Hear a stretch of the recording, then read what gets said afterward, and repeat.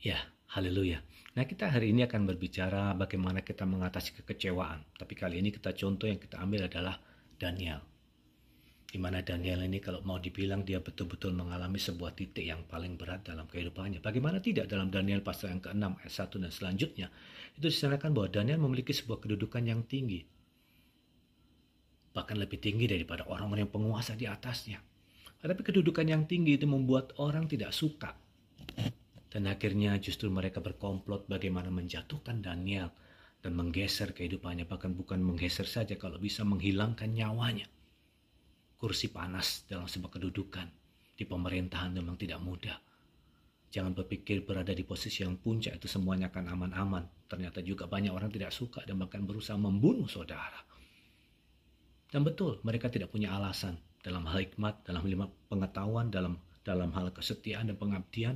Daniel semua dapat. Tetapi ada satu hal yang bisa menjatuhkannya dalam hal penyembahan kepada Allah.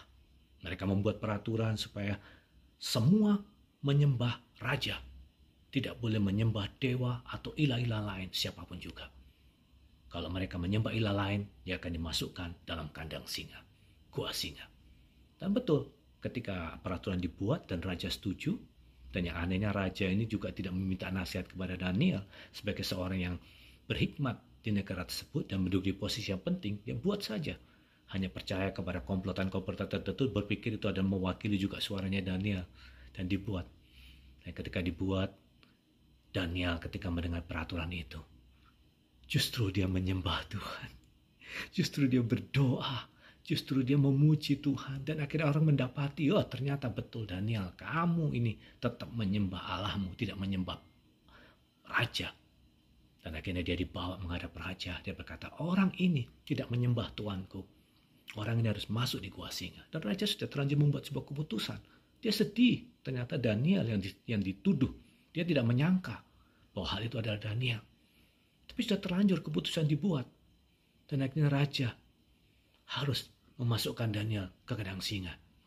Dalam hal ini kalau saudara menjadi Daniel, tentu saudara berkata, aku sudah mengabdi kepada raja bertahun-tahun.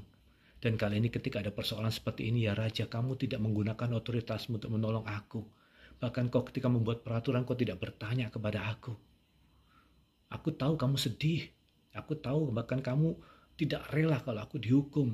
Tapi aku kecewa. Aku tidak butuh kesedihan kamu. Aku sebenarnya cuma butuh otoritas kamu. Kamu katakan saja. Memang peraturan ini aku buat. Tapi kepada Daniel adalah sahabatku, orang penting di negaraku, orang yang telah menunjukkan baktinya kepada negaraku. Aku meminta sebuah grasi, aku minta kekecualian. Itu selesai sebenarnya. Tapi raja tidak mengambil seperti itu. Tentu saja mungkin Daniel kecewa. Dia tidak mengutarakannya.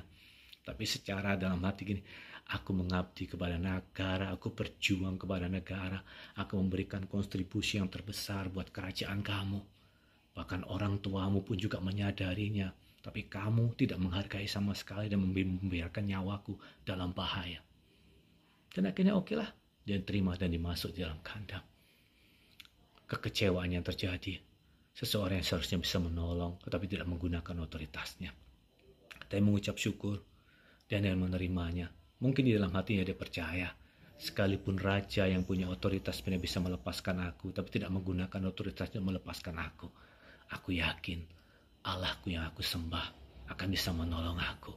Ataupun mungkin juga dia berkata seperti Sadrak, Meshach, dan Abednego, sekalipun Allah tidak menolong aku akan tetap menerima hukuman ini sebagai bagian dalam kehidupan aku. Bukan hukuman, menerima konsekuensi daripada pengakuan imanku kepadamu.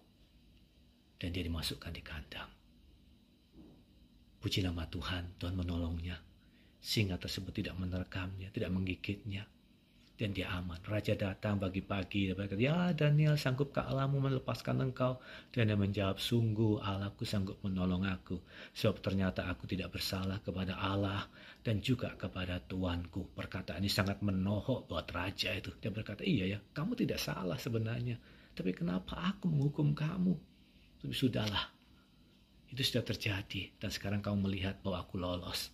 Dan puji nama Tuhan, akhirnya raja memberikan pengumuman bahwa semua orang harus takut dan menyembah Allahnya Daniel. Karena tidak ada Allah yang bisa melepaskan sedemikian rupa seperti Allahnya Daniel.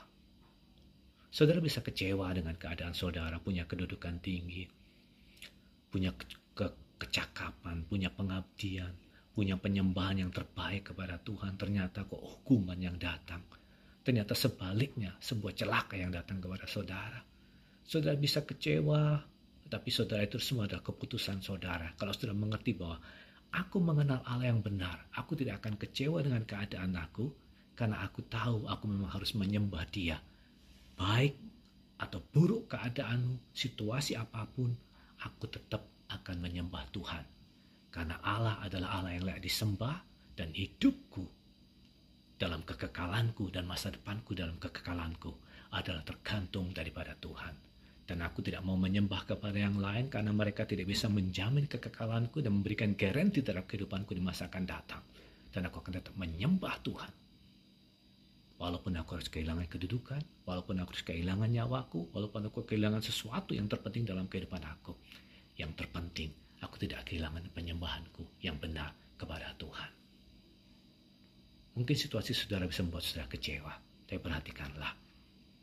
Mereka bisa lolos karena mereka mengenal Allah yang benar dan komitmen kepada penyembahan kepada Allah yang benar. Dan dia bisa melihat bahwa segala situasi ini berada dalam kontrol Tuhan dan kehendak Tuhan, dan Allah berdaulat dan sanggup menyelamatkan ataupun menolong dan menghargai setiap perjuangan iman kita. Biarlah saudara tidak kecewa dan tetap saudara setia kepada Tuhan dan memuji nama Tuhan. Tuhan Yesus memberkati kita semuanya. Amin. Haleluya.